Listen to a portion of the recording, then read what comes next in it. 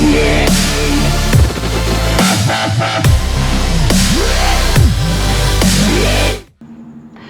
Students, आज का ये जो वीडियो होने वाला है class 12 book R D Sharma chapter 6 determinants का लेक्चर 24 का वीडियो होने वाला है। और आज हम आर डी शर्मा का पेज नंबर 6.38 के एग्जाम्पल 42 के आगे के एग्जाम्पल्स को डिस्कस करेंगे। तो चलिए सबसे पहले हम 42 एग्जाम्पल को डिस्कस कर लेते हैं। हमें यहाँ पे शो करना है, शो दैट ये वाला determinant equal to twice of इस डिटर्मिनेंट के इक्वल हमें यहाँ पे शो करना है। तो देखिए सबसे पहली बात तो हम यहाँ पे अगर गौर से देखेंगे, लेफ्ट हैंड साइड भी डिटर्मिनेंट है, राइट हैंड साइड भी डिटर्मिनेंट है। तो ये आपका मे बी आपका पहला ऐसा क्वेश्चन है जिसमें लेफ्ट हैंड साइड और राइट हैंड साइड दोनों में आपके डिटर्मिनेंट है। तो देखिए आपको यहाँ पे पहले क्या होता था, लेफ्ट हैंड साइड में डिटर्मिनेंट होता था, राइट हैंड साइड में कुछ छोटे छोटे ब्रैकेट बने रहते थे, हमें वो शो करना होता था। लेकिन हमें यहाँ पे क्या करना है, हमें यहाँ पे डिटर्मिनेंट को डिटर्मिनेंट ही रहने देना है। तो क्या करेंगे, देखिए यहाँ पे हम डिटर्मिनेंट को एक्सपेंड नहीं करेंगे। पहली चीज़ तो यहाँ पे डिटर्मिनेंट को एक्सपेंड नहीं करना है, क्योंकि एक्सपेंड करने के बाद अगर वो खुल जाएगा तो वो छोटे छोटे ब्रैकेट बन जाएंगे और हमें यहाँ पे छोटे छोटे ब्रैकेट नहीं बनाने, हमें यहाँ पे राइट हैंड साइड में ये डिटर्मिनेंट बनाना है। तो यहाँ पे पहली चीज़ तो भूल से भी आप यहाँ पे डिटर्मिनेंट को एक्सपेंड नहीं करेंगे। तो इस चीज़ का आप ध्यान रखेंगे। चलिए सबसे पहले आप लेफ्ट हैंड साइड को लिख लेते हैं और याद रखेंगे कि हमें इसको एक्सपेंड नहीं करना है LHS को। तो चलिए यहाँ पे हम लिख देते हैं B plus C, C plus A plus B, फिर है यहाँ पे Q प्लस R, फटाफट से लिख देते हैं R plus P, P plus Q, Y plus Z, Z plus X और X प्लस Y। तो इस प्रकार से हमें ये डिटर्मिनेंट LHS में दे रखा है। देखिए सबसे पहले हमें यहाँ पे बाहर की तरफ 2 चाहिए। अब देखिए 2 आएगा कैसे, तो अगर आप गौर से देखेंगे यहाँ पे ये आपका B प्लस C मौजूद है, यहाँ पे आपका A नहीं है, यहाँ पे आपका A नहीं है, यानी यहाँ पे A की कमी है, जो कि यहाँ पे A भी मौजूद है, यहाँ पे भी A मौजूद है। इसकी कमी को ये वाला एलिमेंट और ये वाला एलिमेंट पूरा कर रहा है। यहाँ पे B नहीं है, यहाँ पे B मौजूद है, यहाँ पे B मौजूद है, यानी कि इसमें B की कमी है और इस कमी को ये वाला एलिमेंट पूरा कर रहा है। और यहाँ पे C की कमी है, तो यहाँ पे C है, यहाँ पे भी C है, यानी कि यहाँ पे C की कमी को कौन पूरा कर रहा है, ये वाला एलिमेंट और ये वाला एलिमेंट पूरा कर रहा है। यानी कि यहाँ पे तीनों एलिमेंट्स को आपस में एक दूसरे की ज़रूरत है। इसको इन दोनों की ज़रूरत है, इसको इन दोनों की ज़रूरत है और इसको इन दोनों की ज़रूरत है। तीनों को आपस में एक दूसरे की ज़रूरत है। तो हम यहाँ पे क्या करेंगे, इन तीनों को ऐड कर देंगे।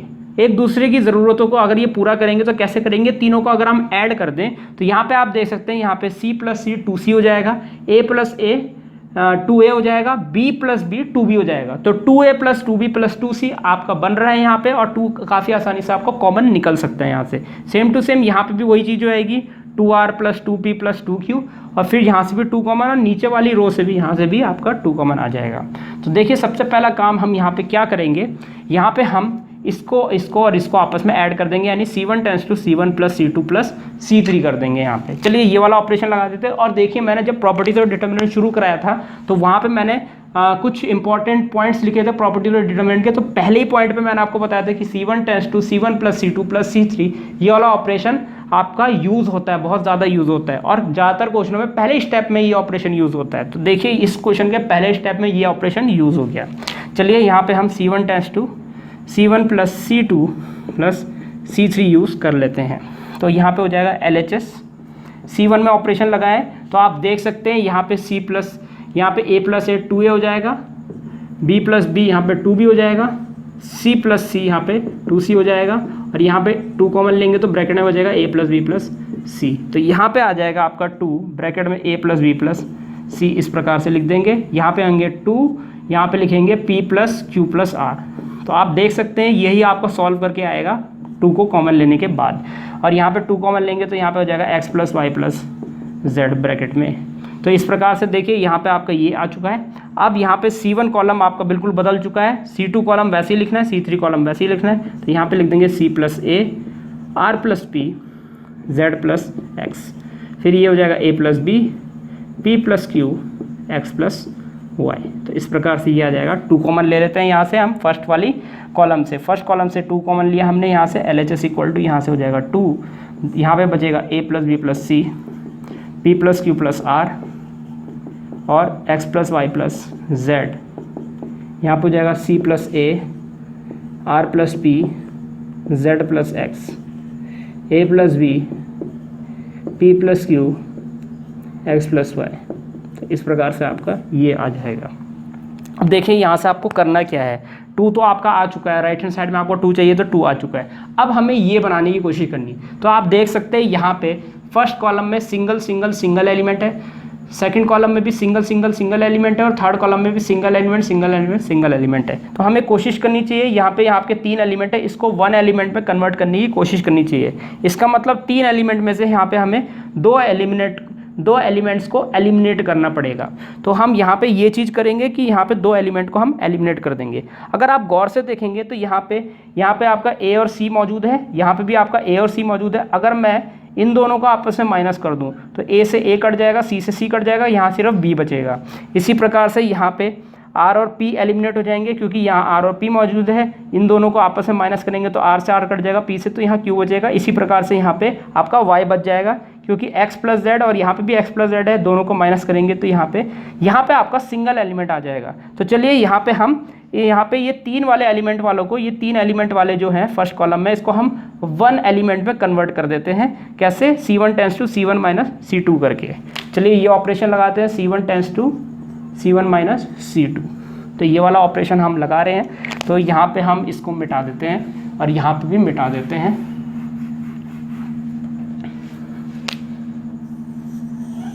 तो चलिए यहाँ पे सॉल्व कर लेते हैं। तो LHS इक्वल टू 2।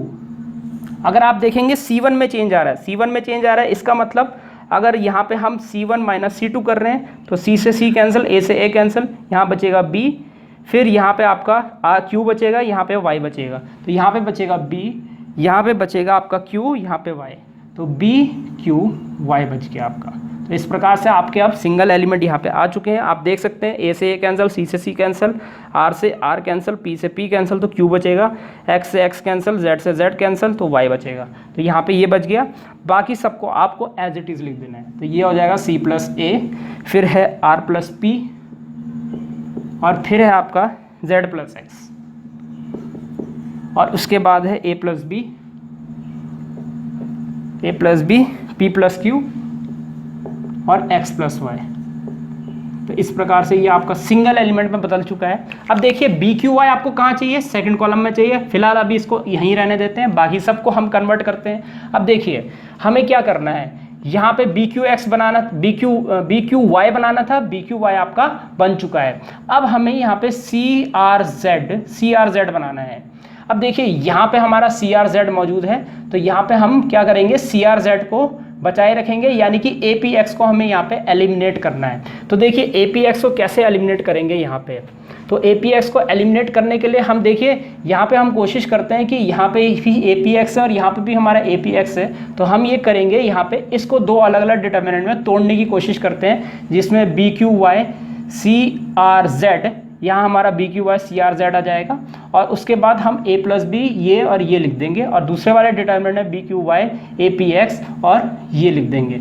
तो चलिए यहाँ पे हम 2 डिटर्मिनेंट में इसको तोड़ देते हैं। तो यहाँ पे 2 कॉमन लेंगे, तो यहाँ 2 अलग अलग डिटर्मिनेंट बन जाएंगे BQY।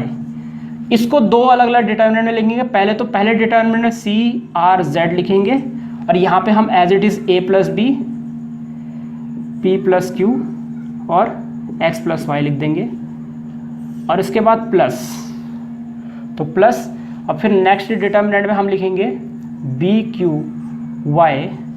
अब देखिए CRZ यहाँ पे आ चुका है, तो इस वाले में आएगा आपका APX, और इसके बाद हम यहाँ पे आपका एज इट इज़ लिख देंगे A प्लस B। देखिए यहाँ पे जगह नहीं है, तो मैं यहाँ पे नीचे लिख देता हूँ, प्लस यहाँ पे हो जाएगा हमारा BQY, फिर हो जाएगा APX, और यहाँ पे हो जाएगा A plus B, P plus Q और X प्लस Y। तो यहाँ पे मैंने देखिए क्या किया, यहाँ पे मैंने इसको 2 अलग अलग डिटर्मिनेंट पे लिख दिया है। तो एक बार ये वाला डिटर्मिनेंट, एक बार ये वाला डिटर्मिनेंट। अब देखिए यहाँ से हम क्या करेंगे, यहाँ से हम ये हमारा बन गया, ये हमारा बन गया है। अब इसको भी हम 2 अलग अलग डिटर्मिनेंट में तोड़ सकते हैं, आप देख सकते हैं। तो यहाँ पे हम इसको क्या करेंगे, ये भी 2 अलग अलग डिटर्मिनेंट में टूटेगा, और इसको भी हम 2 अलग अलग डिटर्मिनेंट में तोड़ देंगे। चलिए यहाँ पे हम ये चीज़ कर लेते हैं। तो एक काम करते हैं, यहाँ पे हम 2 को दोनों डिटर्मिनेंट से मल्टीप्लाई कर लेते हैं। तो मैं ब्रैकेट यहाँ पे नहीं बना रहा हूँ, यहाँ पे मैं 2 लिख देता हूँ, और यहाँ पे भी प्लस का 2 लिख देता हूँ, क्योंकि कर्ली ब्रैकेट बनाने से फिर बहुत ज़्यादा कन्फ्यूजन हो जाएगी। तो यहाँ पे भी मैं 2 लिख दिया, यहाँ पे मैंने 2 लिख दिया है। 2 यहाँ पे दोनों डिटर्मिनेंट से मल्टीप्लाई हो गया है। अब देखिए यहाँ से मैं क्या करूँगा, 2 B Q Y C R Z A P X, तो इस प्रकार से ये आ जाएगा, प्लस A P X ले लिया यहाँ पे। अब एक बार इन तीनों के साथ ये दोनों लेंगे, तो यहाँ पे 2, अब 2 दोनों के साथ मल्टीप्लाई हो जाएगा, B Q Y C R Z, और एक बार आएगा B Q Y, क्योंकि यहाँ पे आपका A P X आ चुका है, A P X, तो अब B Q Y, तो यहाँ पे ये आ जाएगा। अब आगे आएगा आपका ये वाला डिटर्मिनेंट को भी हम 2 अलग अलग डिटर्मिनेंट में तोड़ सकते हैं। तो यहाँ पे आ जाएगा +2, तो यहाँ पे भी 2 अलग अलग डिटर्मिनेंट में तोड़ देते हैं, B Q Y, यहाँ पे A P X, और ये भी हो जाएगा A P X, और देखिए प्लस का 2, ये वाला 2 भी जो है दूसरे वाले डिटर्मिनेंट से भी मल्टीप्लाई हो जाएगा, तो यहाँ पे भी आ जाएगा B Q Y A P X, तो ये वाले दोनों हमने एज इट इज़ लिख दिए हैं। और यहाँ पे देखिए A P X यहाँ पे आ चुका है, तो यहाँ पे B Q Y आ जाएगा, तो B Q Y। अब आप देख सकते हैं कौन कौन से डिटर्मिनेंट आपके 0 हो रहे हैं। तो यहाँ पे आपका कुछ भी 0 नहीं हो रहा है। यहाँ पे आपका देखिए B Q Y है, यहाँ पे B Q Y, ये वाला डिटर्मिनेंट 0 हो जाएगा। यहाँ पे आप देख सकते हैं A P X, ये वाला डिटर्मिनेंट भी आपका 0 हो जाएगा। तो यहाँ पे B Q Y और B Q Y, ये वाला डिटर्मिनेंट भी आपका 0 हो जाएगा। इसका मतलब एक ये वाला डिटर्मिनेंट, एक ये वाला डिटर्मिनेंट, एक ये वाला डिटर्मिनेंट, ये तीनों डिटर्मिनेंट हमारे 0 हो गए, और सिर्फ यही वाला डिटर्मिनेंट हमारा बचेगा।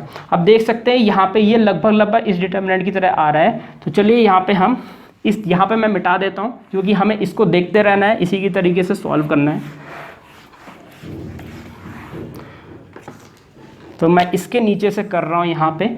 तो यहाँ पे हमारा LHS इक्वल टू ट्वाइस बचेगा, सिर्फ यहाँ पे ट्वाइस ये बचेगा आपका B Q Y C R Z A P X, तो यहाँ पे ये बच गया है। अब हमें क्या करना है, A P X हमें फर्स्ट कॉलम में चाहिए, जबकि ये थर्ड कॉलम में है, और C R Z हमें यहाँ पे थर्ड वाली कॉलम में चाहिए, बस इंटरचेंज करना है। तो यहाँ पे इन दोनों को इंटरचेंज कर देते हैं, तो यहाँ पे हो जाएगा हमारा -2, ऑब्वियस सी बात है -2 हो जाएगा। तो B Q Y ये चेंज नहीं हुआ, इन दोनों को चेंज किया, तो यहाँ पे हो जाएगा A P X, तो A P X आ गया ये हमारा, और यहाँ पे C R Z आ गया। तो C R Z अपनी जगह पे आ चुका है।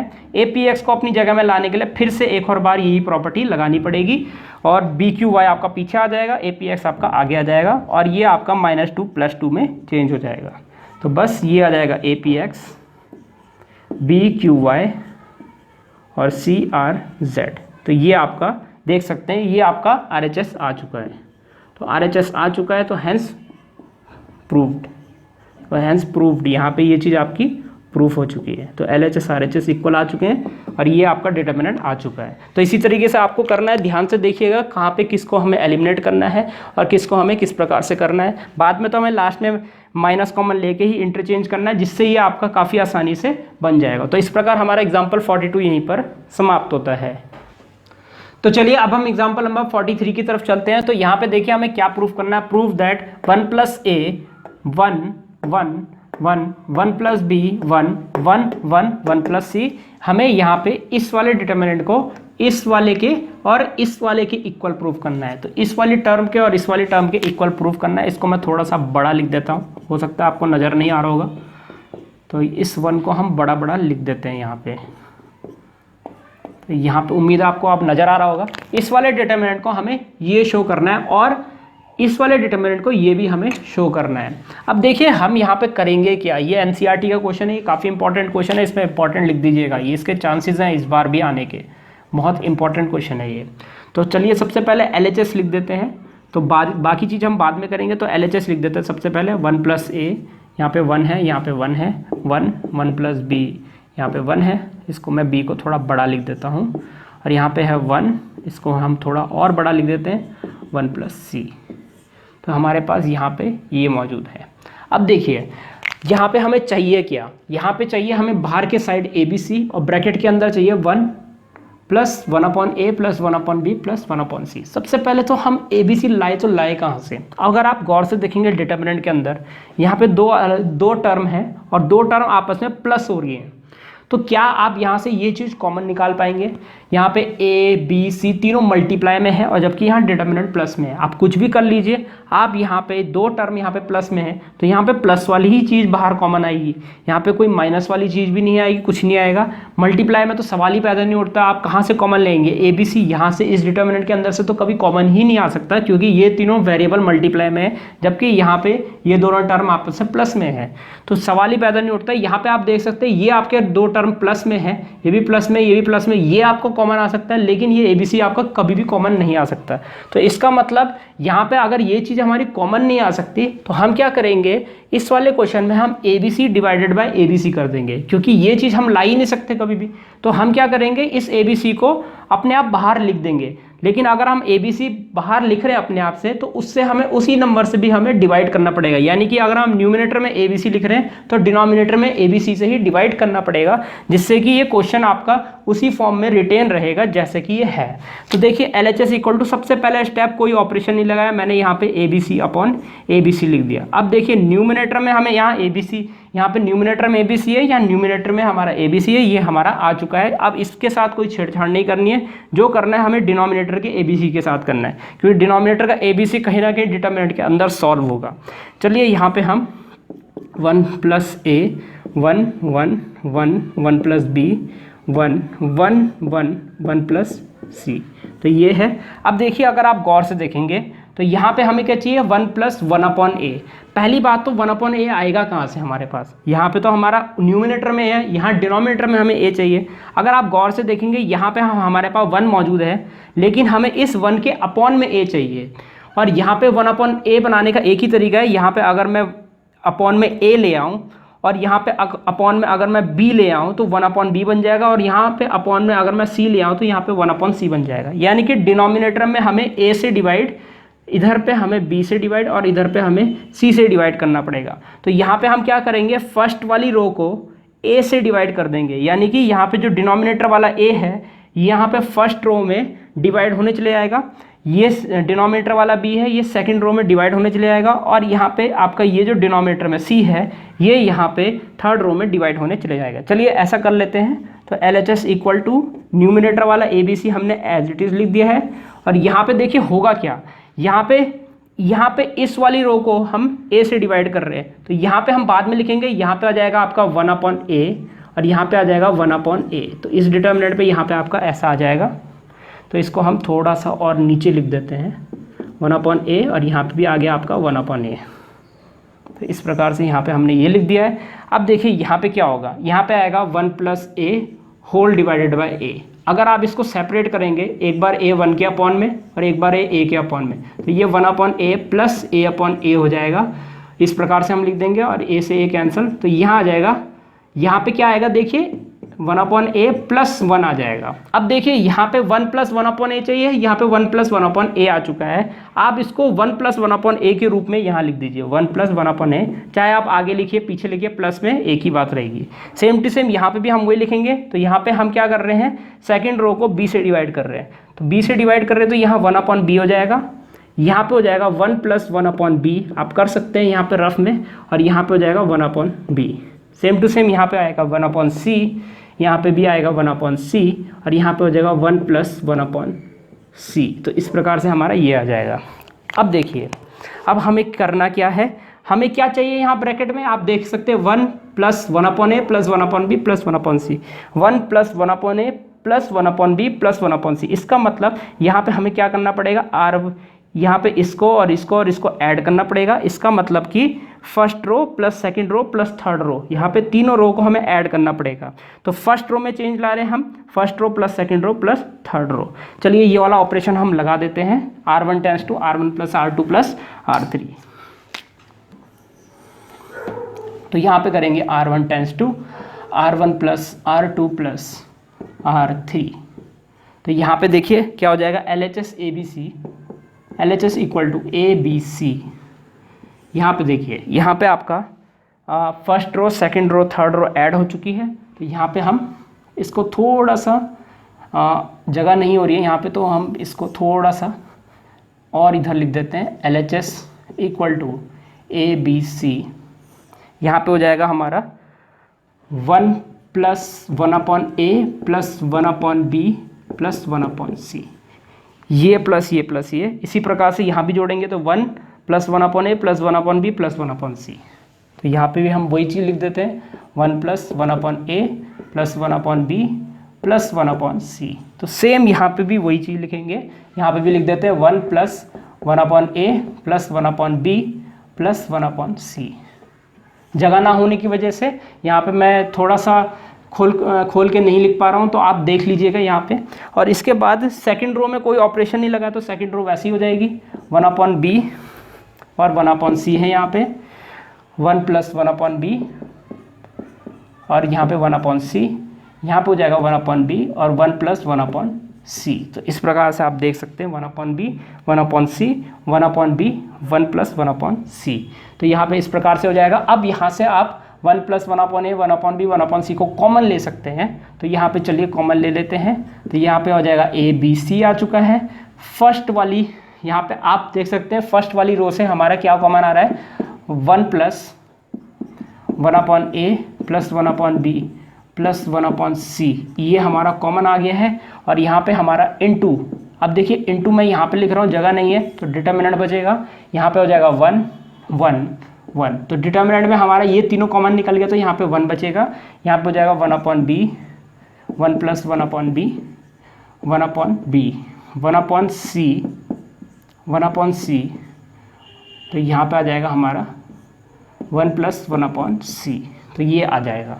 अब इसके बाद हम क्या करेंगे, इसको 1 0 0 बना देंगे। 1 1 बना हुआ है तो 1 0 0 बनाएंगे।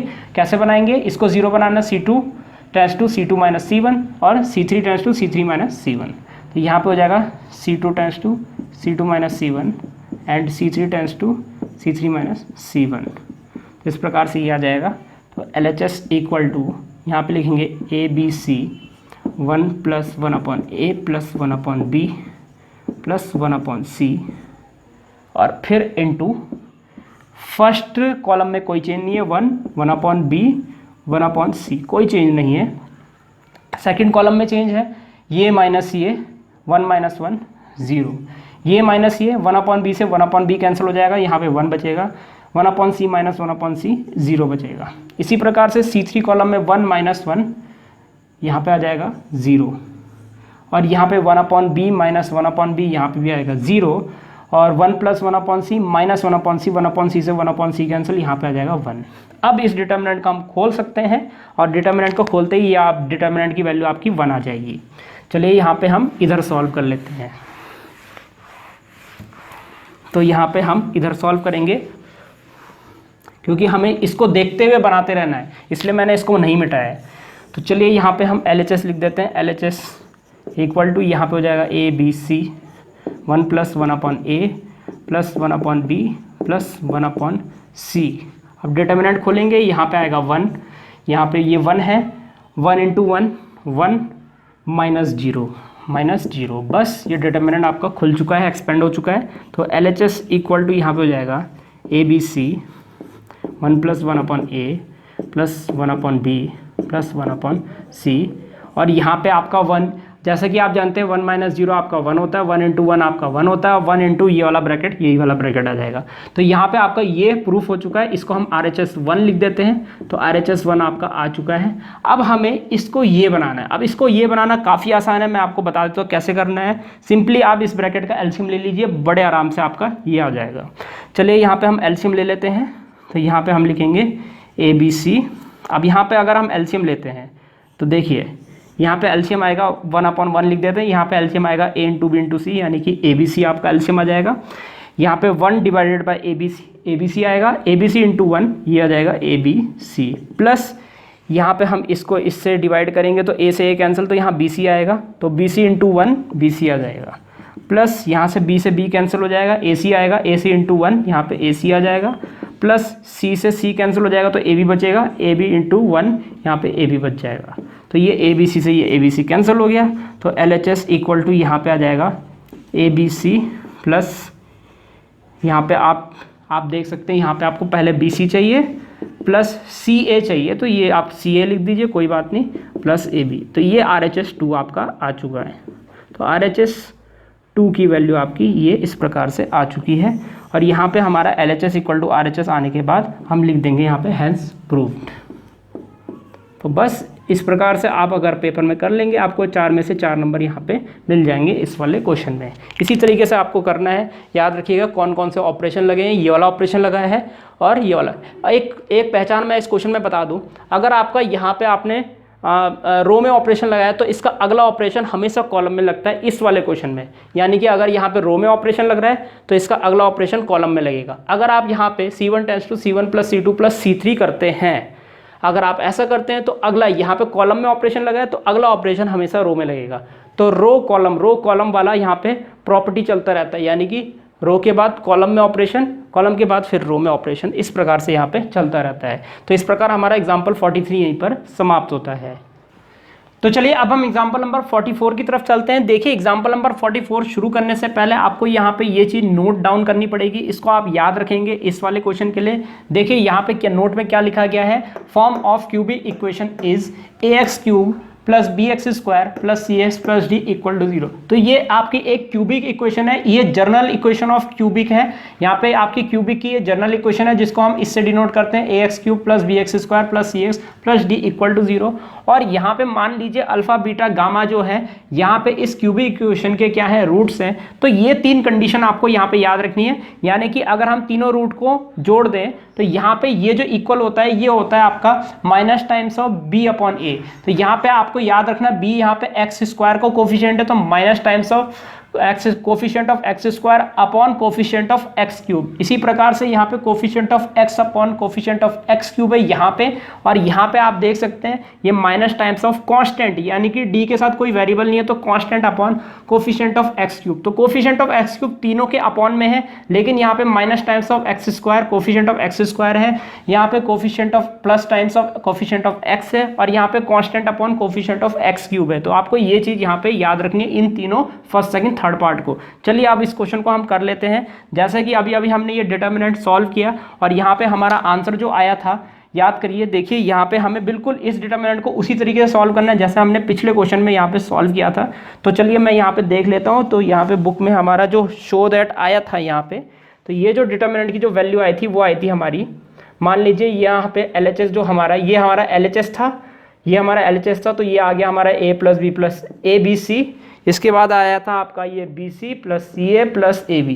तो इस प्रकार से ये आपका आ गया था। यहाँ पे इस डिटर्मिनेंट की वैल्यू हमने LHS मानी है और LHS हमारा क्या है, ये आया है। अगर आप गौर से देखेंगे तो यहाँ पे आपको बोला है ABC are the roots of equation, ये क्यूबिक इक्वेशन के रूट्स है। अगर आप गौर से देखेंगे तो ABC यहाँ पे रूट्स हैं और यहाँ पे तीनों रूट्स का मल्टीप्लिकेशन हो रहा है, यानी कि कहीं ना कहीं ये वाली प्रॉपर्टी आपकी यूज हो रही है यहाँ पे। और यहाँ पे आपका 2-2 करके मल्टीप्लाई हो रहा है और यहाँ पे भी आप रूट्स का 2-2 करके मल्टीप्लाई हो रहा है, तो कहीं ना कहीं ये चीज़ भी आपकी यूज़ हो रही है। इसका हमारा यूज़ नहीं है यहाँ पे, सिर्फ हमें ये थर्ड वाला और सेकंड वाला यूज़ करना है यहाँ पे। तो देखिए सबसे पहला काम हम यहाँ पे क्या करेंगे, तो यहाँ पे सबसे पहले ये चीज़ हमारी आ चुकी है, तो यहाँ पे हम करेंगे इसको इक्वेशन 1 लिखेंगे और यहाँ पे लिखेंगे गिवन इक्वेशन इज। तो यहाँ पे हमें इस क्वेश्चन में गिवन इक्वेशन क्या दी हुई है, गिवन इक्वेशन इज यहाँ पे हमें दे रखी है x³ plus px plus q equal to 0। बजाय कि आप इसको ऐसे लिखने की बजाय आप इसको इस फॉर्म में लिखिए। यहाँ पे 1x³ जिससे आपको पता चल जाएगा a की वैल्यू 1 है, 0x², क्योंकि यहाँ x² मौजूद नहीं है इस क्वेश्चन में, यानी कि x² 0 से मल्टीप्लाई हो रहा है, प्लस यहाँ पे आप px लिख दीजिए और यहाँ पे आप प्लस q लिख दीजिए इक्वल टू 0। तो इस प्रकार से मैंने इस इक्वेशन को इस प्रकार से लिख दिया। तो गिवन इक्वेशन हमें ये दे रखी है। तो यहाँ पे आप देख सकते हैं ये स्मॉल a की वैल्यू 1 है, b की वैल्यू यहाँ 0 है, c की वैल्यू यहाँ p है और d की वैल्यू यहाँ पे q है।